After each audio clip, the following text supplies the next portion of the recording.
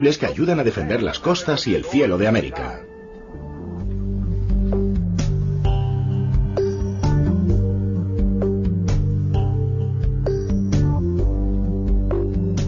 Todas las fuentes de petróleo más accesibles del mundo ya han sido exploradas, analizadas y explotadas. Las multinacionales y los países productores se han beneficiado ampliamente de estas minas de oro gracias a la democratización de los medios de transporte. Más o menos a mediados del siglo XIX apareció el petróleo, y aquello supuso una enorme cantidad de una energía nueva, fácil y útil. Era como disponer de un ejército de esclavos trabajando para ti gratis. Y la población del mundo se multiplicó por 6. Exactamente, pero exactamente en paralelo con el petróleo. Así que uno puede llegar a la conclusión de que el petróleo es el riego sanguíneo de la economía. Todo el mundo se mueve gracias al petróleo.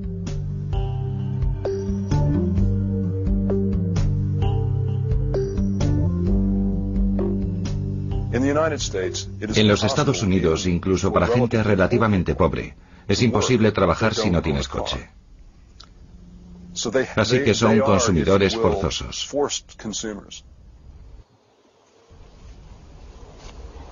El profesor universitario y economista Chris Sanders es un experto en el mundo del petróleo.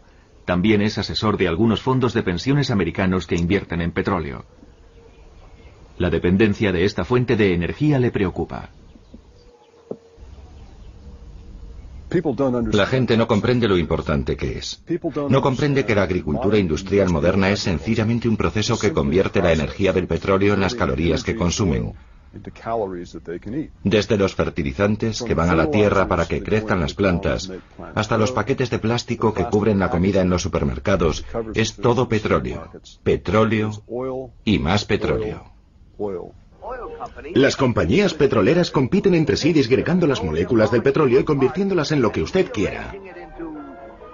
Telas, cepillos de dientes, llantas, insecticidas, cosméticos, herbicidas, todo un universo de productos que facilitan la vida sobre la Tierra. El negocio del petróleo es probablemente el mayor que hay en el mundo y supone una enorme riqueza para los países.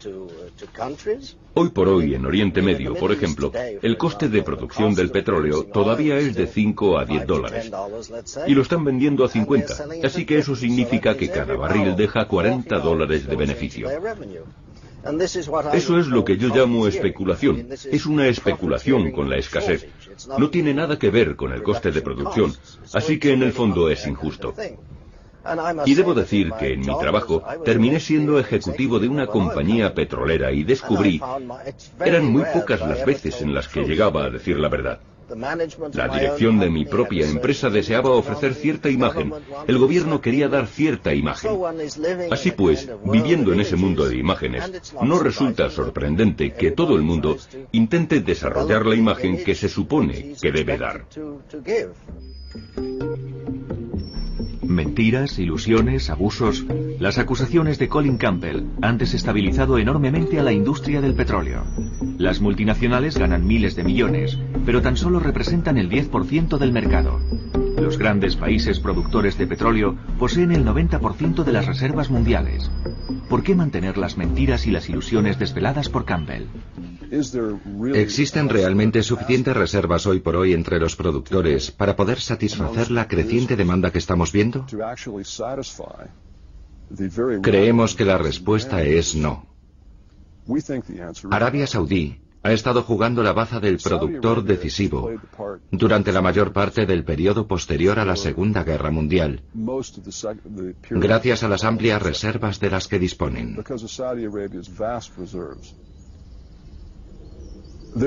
Sin embargo, empieza a haber buenas razones para pensar que la capacidad de Arabia Saudí para interpretar ese papel se ha debilitado, ya que su yacimiento más grande y antiguo, el yacimiento de Gawarat, está dando muestras de estar en declive.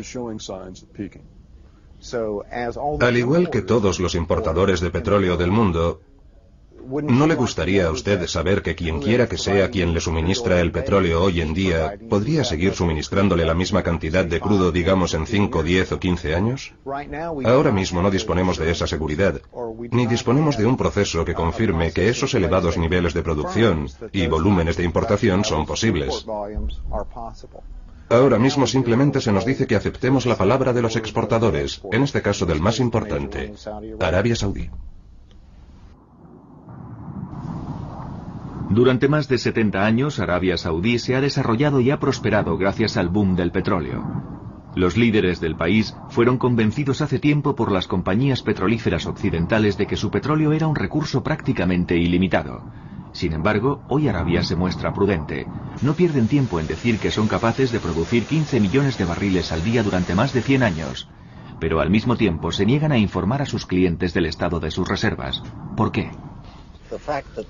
El hecho de que sean tan reticentes a permitir que se clarifique cuáles son sus reservas me dice que probablemente pretenden tener más de lo que realmente tienen.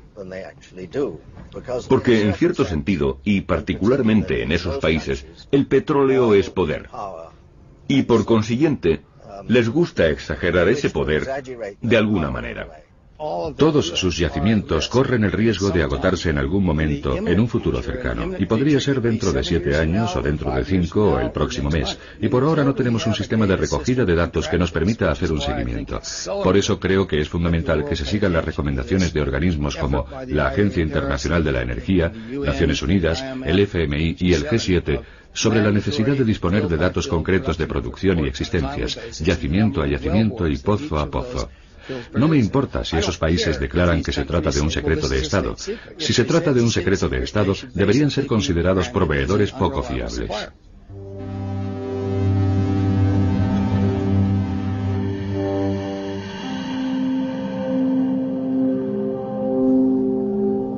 Conseguir que sea obligatorio hacer un inventario de las reservas es la gran lucha de Matt Simmons.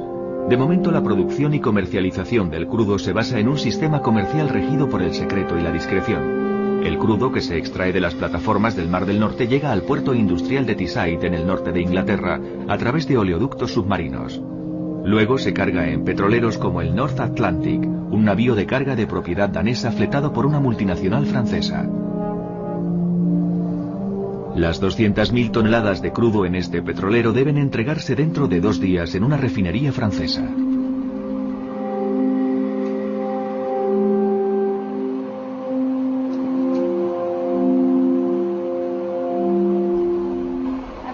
Estoy observando las cifras del panel para comprobar que los depósitos se llenan equilibradamente. Si pones más en la zona de estribor que en la zona de babor, el barco se escoraría. Por eso debemos controlar que los niveles sean constantes. Solo faltan 25 centímetros del depósito número 1. Así que casi hemos terminado.